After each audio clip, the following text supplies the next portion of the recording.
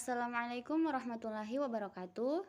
Perkenalkan, nama saya Alvareza Taib dengan NIM 151420044 dari kelas 3B Pendidikan Guru Sekolah Dasar di Universitas Negeri Gorontalo. Adapun tujuan saya untuk membuat video ini adalah untuk memenuhi salah satu tugas mata kuliah konsep dasar IPS yang diampu oleh Bapak Muhammad Sarlin, SPD, MPD. Pada kesempatan kali ini, saya akan membahas materi tentang konsep esensial ekonomi. Nah, yang pertama yaitu definisi ilmu ekonomi. Apa sih definisi ilmu ekonomi? Sebelum membahas tentang definisi, perlu dijelaskan terlebih dahulu mengenai asal-usul istilah ilmu ekonomi.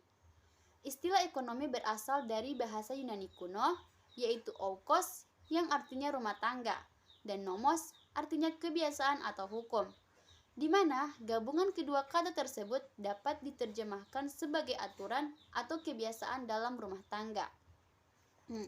Secara sederhana, ilmu ekonomi sebenarnya didasarkan pada 3 konsep penting, yaitu kelangkaan, pilihan, dan pengambilan keputusan.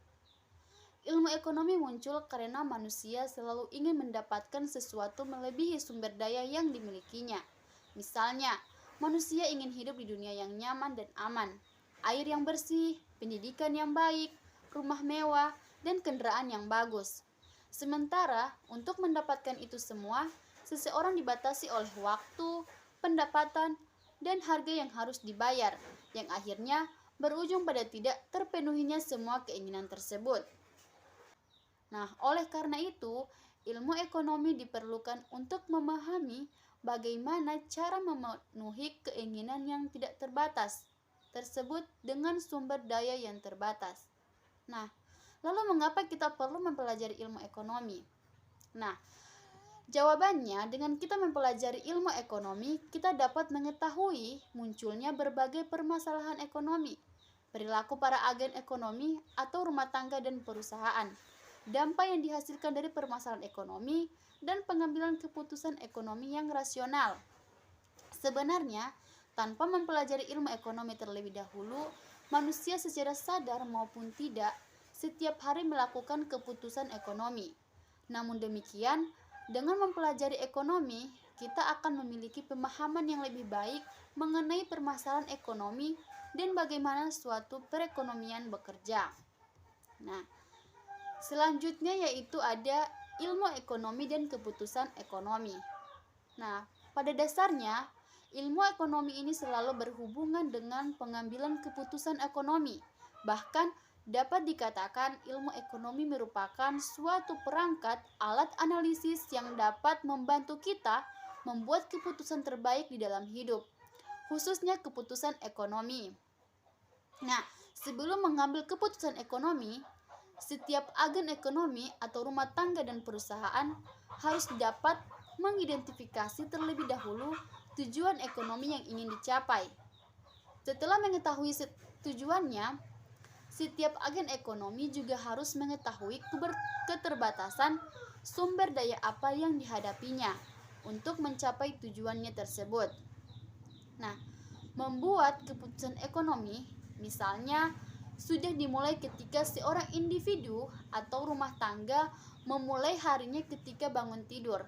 Nah, individu tersebut memutuskan apakah hari ini ia akan bekerja atau mengasuh anak di rumah. Nah, setelah itu sarapan. Nah, ketika sarapan, maka individu tersebut akan dihadapkan pada pilihan, apakah sarapan di salah satu warung kaki lima atau sarapan di rumah bersama keluarga. Nah, misalnya juga ketika kita akan berangkat beraktivitas, mungkin perlu memutuskan akan menggunakan kendaraan pribadi atau angkutan umum. Selanjutnya yaitu ada penggolongan ilmu ekonomi. Nah, ilmu ekonomi ini digolongkan menjadi 3 kelompok dasar. Nah, yaitu kelompok ekonomi deskriptif, kelompok teori ekonomi, dan kelompok ekonomi terapan. Nah, yang pertama yaitu ada ekonomi deskriptif. Kelompok ekonomi deskriptif bekerja dengan mengumpulkan informasi-informasi atau keterangan faktual mengenai masalah ekonomi serta menggambarkan keadaan perekonomian yang sebenarnya terjadi di masyarakat. Nah, ekonomi deskriptif ini memberikan penjelasan yang melibatkan penentuan awal atau identifikasi, memberikan pengertian, kompilasi informasi, pengukuran keadaan, serta pengumpulan data. Nah, dengan aktivitas ini diperoleh sejumlah pengetahuan tentang fakta-fakta atau empiris yang ada, seperti contoh jumlah angkatan kerja, asal-usul lembaga ekonomi, struktur serikat buruh, dan lain sebagainya. Nah, selanjutnya yaitu ada teori ekonomi. Nah, teori ekonomi ini merupakan ilmu yang mempelajari secara teoritis dan konsep dasar perilaku individu dan masyarakat dalam menentukan alokasi atas sumber daya yang langka dalam upaya untuk memenuhi dan meningkatkan kualitas hidupnya. Nah, hal ini berarti analisis ekonomi yang menjelaskan, mencari pengertian, hubungan sebab akibat, dan cara kerja sistem ekonomi. Nah, teori ekonomi ini merupakan kerangka konsep yang berasal dari beberapa data nyata yang disusun, diolah, serta diuji coba sehingga membentuk asumsi yang bersifat umum. Teori ekonomi ini dibagi menjadi dua, yaitu ekonomi makro dan ekonomi mikro. Nah, selanjutnya yaitu ada ekonomi makro. Bagian dari ilmu ekonomi yang khusus mempelajari mekanisme kerja perekonomian secara keseluruhan. Ekonomi makro meliputi fenomena ekonomi yang luas seperti tingkat pengangguran, tingkat pertumbuhan ekonomi, inflasi, pendapatan nasional, dan tingkat harga. Nah, tujuan ekonomi makro ini adalah untuk memahami berbagai peristiwa ekonomi dan merumuskan serta memperbaiki kebijakan ekonomi. Nah, yang kedua yaitu ada ekonomi mikro. Ekonomi mikro ini merupakan bagian ilmu yang mempelajari perilaku individu serta rumah tangga produksi atau perusahaan dalam membuat keputusan untuk mengalokasikan sumber daya yang terbatas. Nah, contohnya adalah perilaku konsumen atau produsen, permintaan, penawaran, biaya produksi, dan lain sebagainya. Nah, selanjutnya yaitu ada ekonomi terapan. Nah, ekonomi terapan ini artinya ilmu ekonomi yang mengkaji ekonomi teori untuk diterapkan dalam kehidupan nyata di mana bersifat praktis dan dapat diterapkan di berbagai bidang. Nah, ekonomi terapan ini merupakan analisis ekonomi teori untuk merumuskan kebijakan dan pedoman yang tepat untuk menangani masalah ekonomi pada masalah tertentu seperti ekonomi di perusahaan, ekonomi perbankan, dan lain-lain. Nah, selanjutnya yaitu ada konsep ekonomi. Nah, kegiatan ekonomi yang dilakukan masyarakat dalam kehidupan sehari-hari ini dapat dikelompokkan menjadi kegiatan produksi, distribusi, dan konsumsi. Nah, yang pertama yaitu ada kegiatan konsumsi. Nah, kegiatan ini menyangkut tindakan manusia dalam masyarakat baik secara individual maupun kelompok dalam menggunakan, memakai, menghabiskan barang dan jasa. Nah, barang dan jasa ini dihasilkan oleh para produsen atau penghasil dengan cara menukarkannya dengan uang mereka.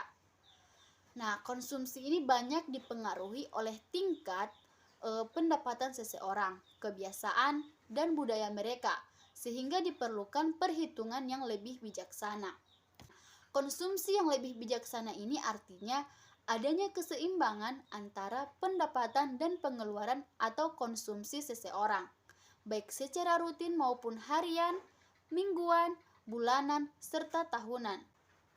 Nah, selanjutnya yaitu ada kegiatan produksi.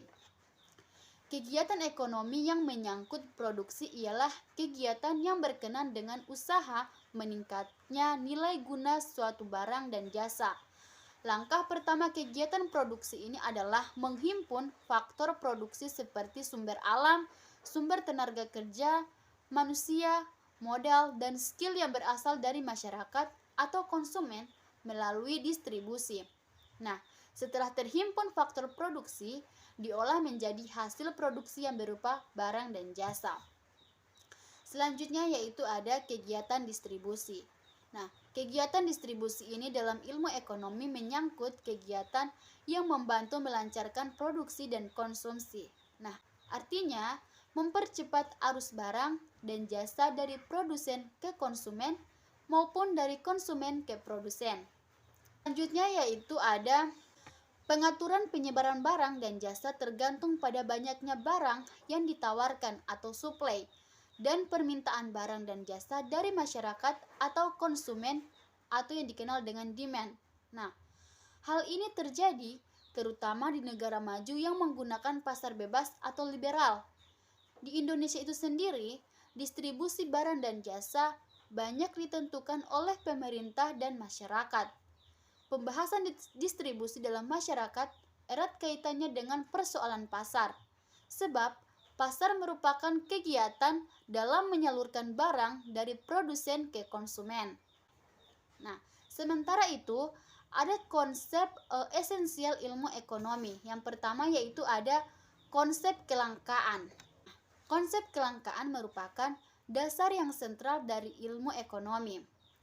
Masyarakat dihadapkan pada kebutuhan yang tak terbatas, sedangkan alat pemuas keadaannya terbatas.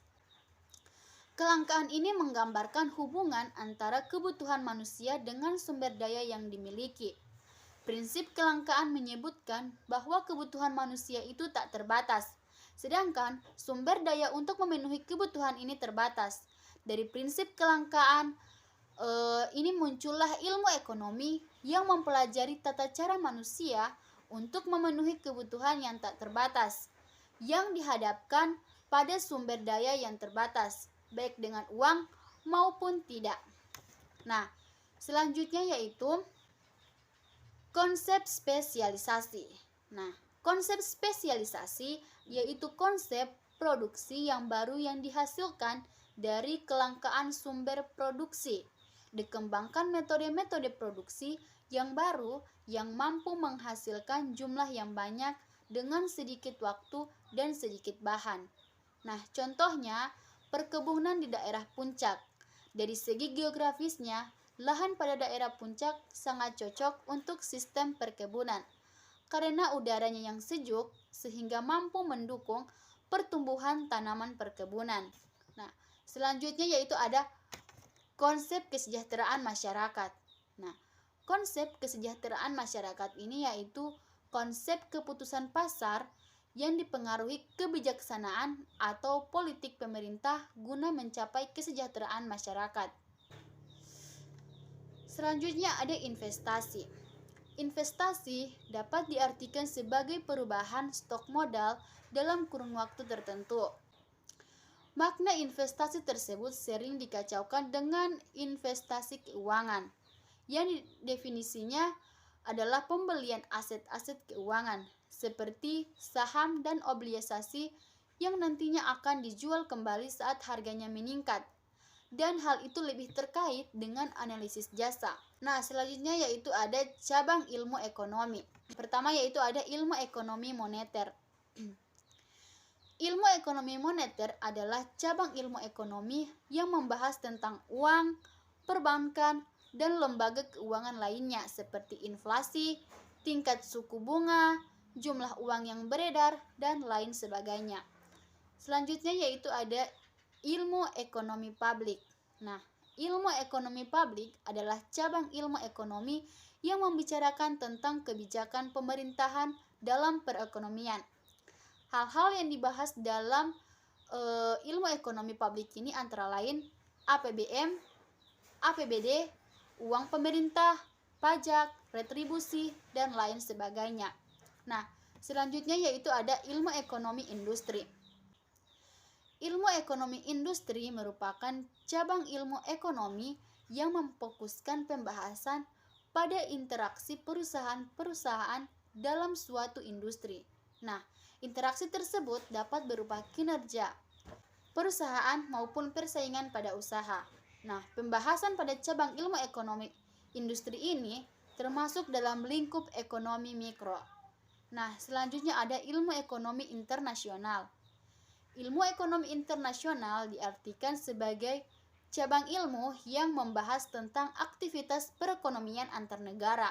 Kegiatan perekonomian ini dapat berupa transaksi, perdagangan antar negara, aliran investasi negara, dan neraca pembayaran. Nah, selanjutnya yaitu ada ilmu ekonomi regional. Nah, ilmu ekonomi regional merupakan cabang ilmu ekonomi yang antara lain membahas tentang interaksi ekonomi antar wilayah dan proses perkembangan suatu wilayah. Selanjutnya yaitu ada ilmu ekonomi syariah. Ilmu ekonomi syariah adalah ilmu ekonomi yang bertujuan untuk menerapkan ekonomi Islam. Nah, pokok pembahasannya antara lain prinsip bagi hasil, penghapusan riba, zakat, dan lain-lain. Selanjutnya yaitu ada manfaat ilmu ekonomi. Nah, setiap orang perlu menguasai atau mempelajari ilmu ekonomi karena setiap orang bisa menghadapi kelangkaan dan memenuhi kebutuhan hidupnya. Beberapa manfaat mempelajari ilmu ekonomi yaitu yang pertama, mengajarkan cara berpikir yang dapat digunakan setiap hari ketika perlu mengambil keputusan. Nah, cara berpikir yang dimaksud adalah 3 konsep fundamental dalam ilmu ekonomi, yaitu biaya oportunitas, marginalitas, dan pasar efisien. Biaya oportunitas adalah alternatif terbaik yang dikobarkan atau dihentikan ketika mengambil suatu keputusan. Marginalitas adalah proses marginalis, biaya atau manfaat tambahan yang timbul dari suatu keputusan. Dan pasar efisien adalah suatu pasar di mana kesempatan memperoleh laba terhapus hampir dengan seketika karena sebagian orang mencari peluang laba yang sama sehingga hanya sedikit peluang yang tersisa. Nah, selanjutnya yaitu untuk memahami masyarakat dengan lebih baik. Nah, dengan kita belajar ilmu ekonomi, maka dapat mencari jawaban atas beberapa pertanyaan seperti ini. Mengapa orang memutuskan untuk belanja, membangun gedung, membeli transportasi, atau membuatnya, membangun pabrik, dan lain-lain. Nah, selanjutnya yaitu untuk memahami persoalan-persoalan global. Pemahaman yang baik mengenai ilmu ekonomi sangat penting dalam membantu seseorang memahami masalah-masalah di dunia. Baiklah, itulah presentasi materi dari saya. Mohon maaf apabila terdapat banyak kesalahan. Sekian dari saya. Terima kasih. Wassalamualaikum warahmatullahi wabarakatuh.